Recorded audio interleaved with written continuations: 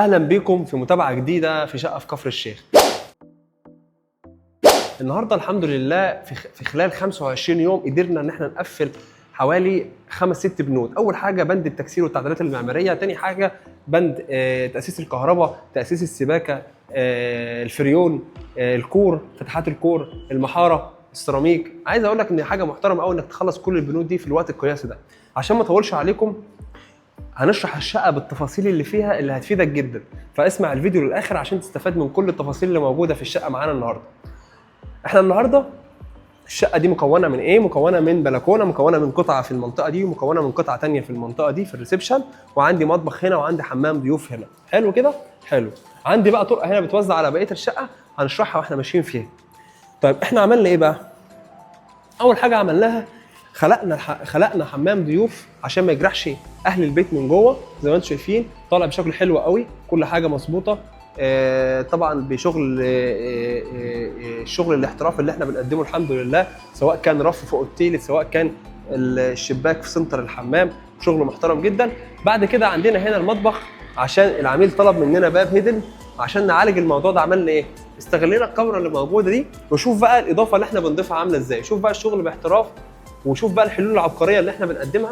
احنا عندنا هنا دي الكاميرا، تمام كده؟ الكاميرا دي عملنا تحتها باب هيدن بحيث ان هو يلاشي الكاميرا وفي نفس الوقت حققت رغبات العميل. اخدكم بقى في المطبخ وكميه التفاصيل اللي مدروسه باحتراف عامله ازاي، لان المطبخ طبعا حاجه مهمه جدا جدا بالنسبه لنا. اول حاجه ما ينفعش باب المطبخ زي ما انتم شايفين يبقى غير، يا اما في السنتر يا اما بعد ما احقق جنب ارص وراه الفرش بتاعي. فزي ما انتم شايفين جنب الثلاجه طبعا دايما بيبقى عمقها 70-71 سم على حسب يعني. فاحنا حققنا الكلام ده مع طبعا حساب البرور بتاع الباب.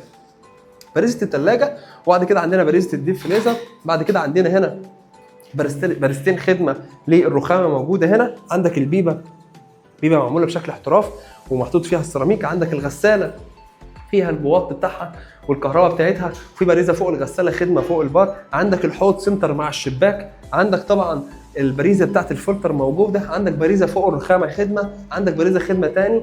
عندك البوتاجاز هنا، ويبقى انا كده لو لاحظتم محقق مثلث الحركه بتاعي. هنا الثلاجه، هنا الحوض، هنا البوتاجاز، مثلث الحركه. عندي طبعا المجموعه دي مجموعه البوتاجاز زي ما انتم شايفين، يمين وشمال وفوق وتحت. وبعد كده عندي هنا الدولاب بتاع الميكروويف والفرن، وعندي باريزه خدمه برده معايا. فعايز اقول لك دلوقتي يعني المطبخ حتى اختيارات البورسلين حاجه محترمه جدا جدا جدا. وهنا بقى اللي احنا بنقوله لك ان احنا اللي بنصمم لك حاجه بننفذها لك احسن من التصميم، وبنضيف يعني احنا بنضيف في التنفيذ واحنا شغالين. طيب احنا كده بعد كده عندنا القطعتين بتوع الريسبشن زي ما انتم شايفين تم استلام اعمال المحاره باحتراف، وتم طبعا مراعاه جميع المواصفات الهندسيه في جميع البنود. زي ما انتم شايفين عاملين اللوحتين الكهرباء في مكان هيدن عشان مش يبقاش مبينين معانا. عاملين بواط للدي في ار بتاع الكاميرات. عندنا طبعا هنا الشغل بتاع الانتركام في نص الشقه عشان يخدم جميع افراد العيله. عندك بقى هنا في حمام رئيسي زي ما انتم شايفين، حاجه معموله باحتراف قوي. الباب ده كانش هنا، احنا هنا خلقنا بس حاجه على قد البرور كده، تمام، على قد البرور. وبعد كده ريحت انا نفسي في المكان ده عشان اخلي الاضاءه على الشمال، تمام كده، تمام.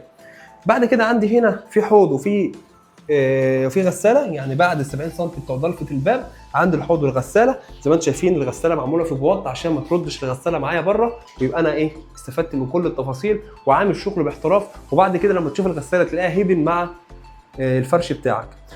ممر الحركه مظبوط قوي. استغلال الشاور في مكان حلو قوي، لان الحمام زي ما انتم شايفين كده احنا خالقينه اصلا، احنا جايبين حته من هنا وحته من هنا وعاملين حمام. الشاور معمول باحتراف قوي. شايف تقسيط البورسلين بتاع الشاور عامل ازاي؟ حاجه محترمه قوي قوي قوي. احنا معليينها كمان عشان لسه هنفصل بعتبه شاور. وعندك هنا الخوارنات بتاعتك متحققه، لسه الرخام شغل الرخام هيركب. عندك بقى التويلت في المكان ده، شوف البيبه موجوده فين والتويلت موجود فين. عندك نفس القصه، كان في مشكله مع الواجهه بره ان احنا نسنتر الشباك، بس هنعالج الموضوع ده ان شاء الله. وهنسنتر الشباك في النص. عندك رف موجود، حاجه معموله باحتراف قوي واضافه. يعني انت بتضيف كل ما بتشتغل في اي بند وبتشتغل في اي ركن وبتشتغل في اي سنتي، انت بتضيف اصلا في المكان اللي انت فيه. دي اول اوضه معانا من الاوض. زي ما انتم شايفين الباب بتاعي فتح شمال في قلب الخوارنه، في قلب العمود على قد الباب، عشان وانت داخل تحس ان مفيش ضلفه تعوقك من الدخول. شوف التفاصيل. يعني انا فتحت الباب كده، الضلفه جت لحد هنا، انا دخلت كده، بالنسبه لي الامور مظبوطه. الاضاءه طبعا بكشاف الطوارئ بكل التفاصيل دي. عندنا هنا مرايه بتسريحه، عندنا في هنا سرير، عندي في هنا تجليدتين، عندي في هنا شاشه وتجليده كبيره. عشان كده مخرجين الشغل بتاع الشاشه بره، خرطوم كهرباء وخرطوم تيار خفيف اللي هو الدش والسماعات والتفاصيل دي كلها، كل حاجه معمول حسابها باحتراف.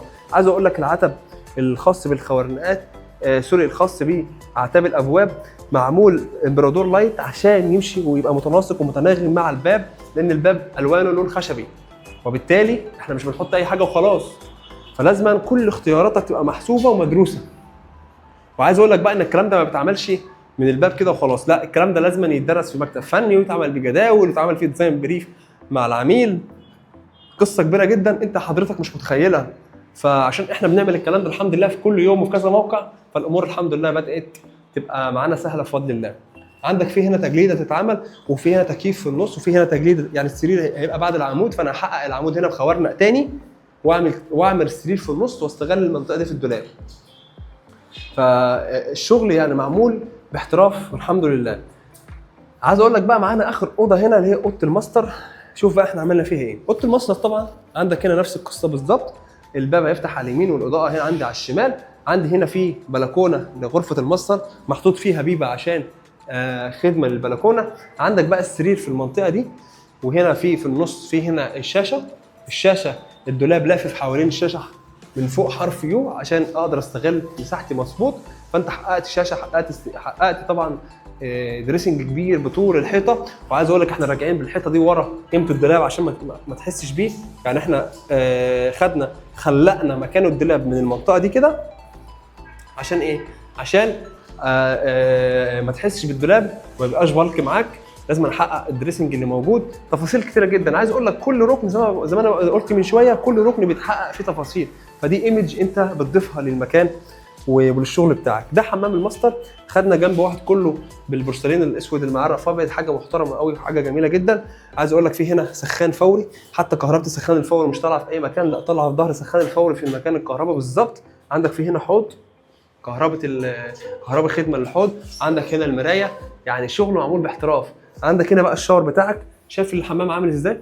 كاميرا ماشيه كده وكاميرا ماشيه كده وشغل ودنيا. لا احنا استغلنا الموضوع ده افضل استغلال، واستنى نشوف كمان هنعالج الكاميرا ده بشكل عامل ازاي. الشاور بتاعك سليم خالص، التقسيط بتاعك بتقسيط محترف الخاص بالشاور. الشاور بتاعك داخل جوه البورسلين. عندك الرف، خدنا الرف ده كده بالجزء ده كده خليناه لقعده التويلت زي ما انتم شايفين كده، يبقى رف بياترا جراي ماشي مع الجنب ده، يبقى حاجه محترمه قوي قوي في الاخر ان شاء الله. طيب خلصنا.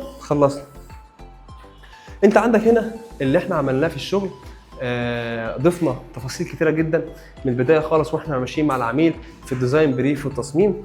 بعد ما خلصنا ديزاين بريف مع العميل دخلنا في الشوب درونج والمكتب الفني. بعد ما خلصنا كل التفاصيل دي عملنا جداول اختيارات وخلصنا اللوح بتاعتنا بتاعت التفاصيل اللي هي المواصفات الفنيه بتاعت الشغل بالكامل. بعد ده كله كمان المهندس الموقع بيبتدي يشتغل ومدير المشاريع بيجي يستلم منه وبيتابعه. تفاصيل كتيره جدا جدا عشان تطلع بالكواليتي دي. انا عايز اقول لك بند واحد بس لو اتعمل غلط في تشطيب وحدتك خلاص شكرا، حضرتك هتخسر مبالغ كبيره جدا جدا جدا، والناس مجربه والناس شايفه. اشوفكم في فيديو جديد، سلام.